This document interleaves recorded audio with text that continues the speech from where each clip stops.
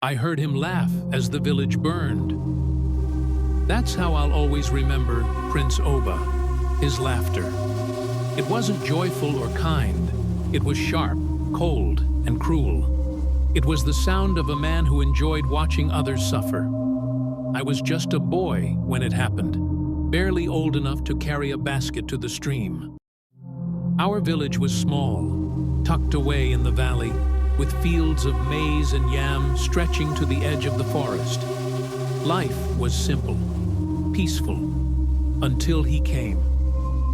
Prince Oba ruled the neighboring kingdom, a place much bigger than ours. His people whispered stories about him, how he killed his own brothers to take the throne, how he fed his enemies to wild dogs. But we thought we were too small for him to notice. We were wrong. It started at night. Drums, far off at first, then louder, closer. I remember waking up to my mother shaking me, her face pale. "We must go," she whispered. "The prince's men are coming." We ran, but we weren't fast enough. They came with torches and spears, shouting and laughing as they set fire to our homes. The air was thick with smoke and screams.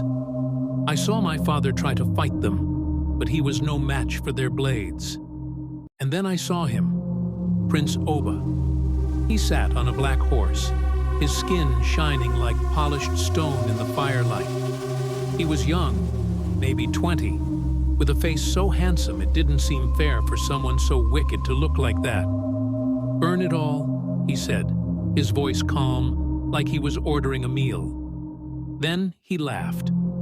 My mother pulled me into the forest, and we hid in the roots of an old tree. From there, I watched everything. The fields turning to ash, the people who couldn't escape being dragged away in chains. My older sister, Kemi, was one of them. I never saw her again. For days, we hid in the forest, eating wild fruits and drinking from muddy streams. When it was safe, we returned to the village, or what was left of it. The huts were gone, the fields destroyed. The air still smelled like death. Some people say the prince cursed the land, that nothing would grow there because of his wickedness. I don't know if that's true, but I know this: I'll never forget his laughter.